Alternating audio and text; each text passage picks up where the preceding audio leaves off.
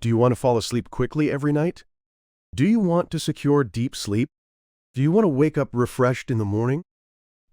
The answer is simple. Stop looking at screens 1 to 2 hours before bed. Turn your screen brightness to the absolute minimum. Why does this work? This slide explains everything. When you look at your phone at night, short wavelength light enters your eyes.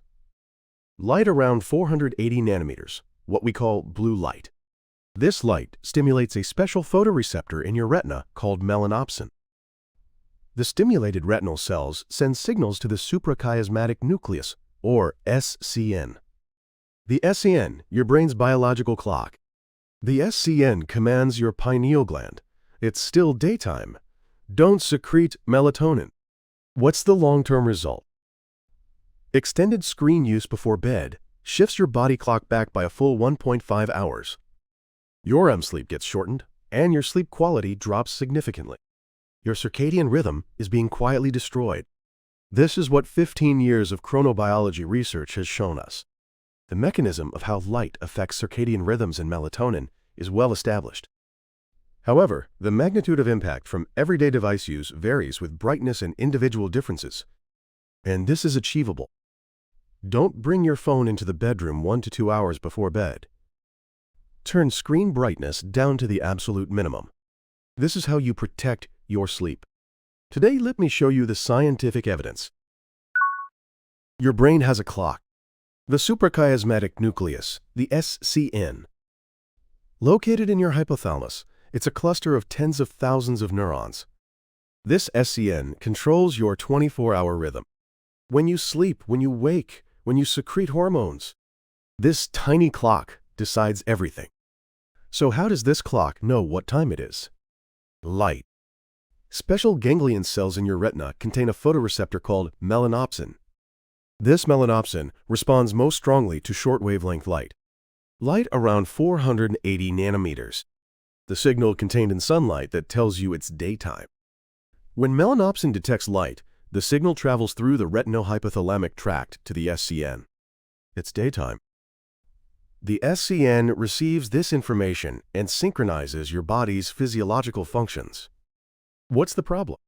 Phone and computer screens at night emit the same short wavelength light. Your brain mistakes night for day. Melatonin, your sleep hormone. Secreted by your pineal gland, this is the substance that governs your sleep. Normally, melatonin secretion begins when it gets dark. For most people, around 2 to 3 hours before bedtime. Individual variation exists, but it peaks late at night. This melatonin tells you it's time to sleep. It lowers your body temperature, reduces your heart rate, and switches your body into sleep mode. So what does short wavelength light do? It significantly suppresses this melatonin secretion. Here's the mechanism. When short wavelength light stimulates melanopsin, that signal reaches the SCN.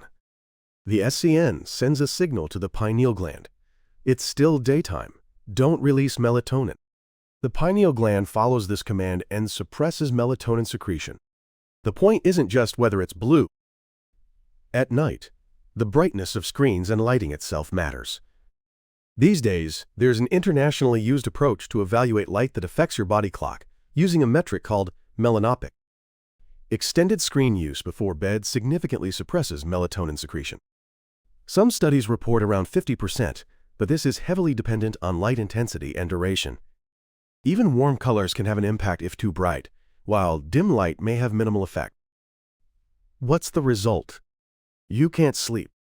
You want to sleep, but your body judges it's still daytime. The effects of melatonin suppression don't end with just difficulty falling asleep. Your entire sleep architecture gets destroyed. A 2014 PNAS study clearly demonstrated this. Using light-emitting devices before bed shifts your body clock back about 1.5 hours. This means your circadian rhythm, the timing of melatonin secretion onset, shifts backward. Sleep onset itself also gets delayed. When you want to sleep, your body isn't ready yet. Even worse, your sleep quality drops significantly. Your REM sleep duration gets shortened. REM sleep, the critical sleep stage that consolidates memories and processes emotions. deep sleep quality also deteriorates. You're sleeping, but your brain isn't fully resting. Morning sleepiness intensifies. Chronic light exposure is even more serious. The gap between weekday and weekend sleep timing expands. This is social jet lag, represented by the difference in midpoint of sleep between weekdays and weekends. Your body wants to sleep late at night, but society demands you wake early in the morning. A state similar to jet lag continues every single day. Light isn't all bad. Timing decides everything. Morning light is your ally. Get the brightest light possible early after waking. Ideally, outdoor light. This stimulates your SCN. It's morning, time to wake up. Cortisol gets secreted, your body temperature rises, your heart rate increases. Your body enters activity mode. Furthermore, your body clock shifts forward more easily. The time you naturally feel sleepy at night becomes appropriate. Healthy sleep patterns form. Morning sunlight, or bright morning light, is recommended. Effects vary with light intensity, duration, and individual differences, but this is an effective way to regulate your circadian rhythm. But at night, it's the complete opposite. Nightlight is your enemy. The SCN misidentifies it as still daytime, and melatonin secretion gets suppressed. Your body clock shifts backward. Sleepless nights continue. Sleep quality gets destroyed. The same light becomes medicine in the morning, poison at night. So how do you counteract this? There are 4 layers. First, digital detox, starting 1 to 2 hours before bed. This is the most effective. Based on your bedtime, avoid phones, computers, and tablets 1 to 2 hours beforehand. Completely avoid screens. Read a book. Meditate. Stretch. Screen-free time protects your sleep. Second, turn screen brightness down to the absolute minimum. The latest research shows that reducing screen brightness to the absolute minimum is most important, not just color. Because input from retinal cone cells also affects circadian rhythm, simply making colors warmer isn't sufficient. Set brightness to minimum. Third, glasses that substantially block short wavelengths. If you absolutely must use screens at night, wear these. Choose deeply colored amber lenses that substantially block blue light. Check the specifications for what wavelength and what percentage blocked. Fourth, switch to amber LED lights.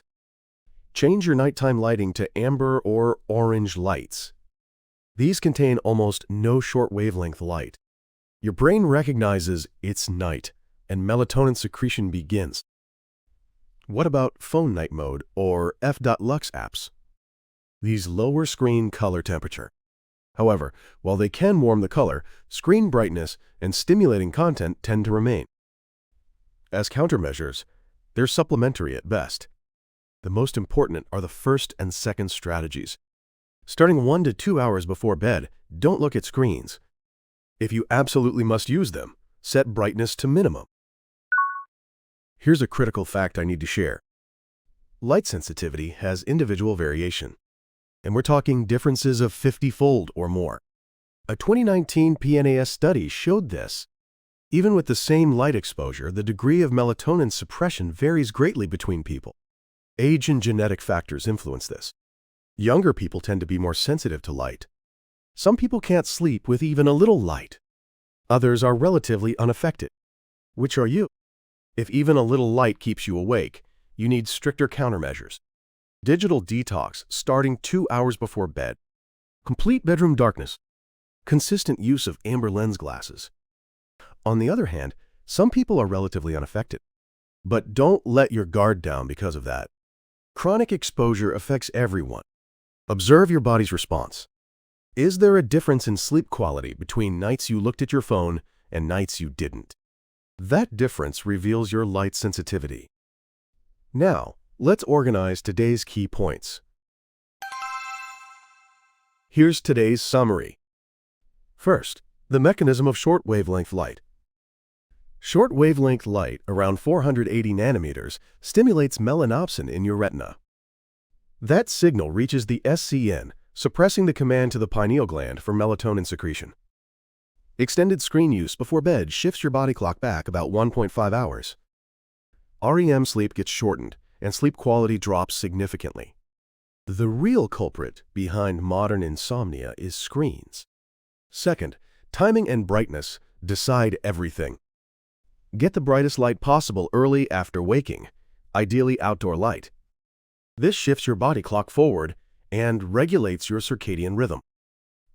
But night light is harmful. And it's not just color, brightness itself matters. The same light becomes medicine in the morning, poison at night. Third, practical countermeasures. Digital detox, starting 1 to 2 hours before bed. If you must use devices, turn screen brightness to the absolute minimum. Wear deeply colored amber lens glasses that substantially block short wavelengths. Switch to amber LED lights. And light sensitivity has individual variation of 50-fold or more. People who can't sleep with even a little light need stricter countermeasures. What time will you put down your phone tonight? Is your screen brightness at minimum? Share your strategy in the comments. Thanks for investing in your health today. This channel explores the mechanisms of the human body and the science of health. Evidence over emotion, science over trends, illuminating your path to health. Subscribe, and let's learn the truth about your body together next time.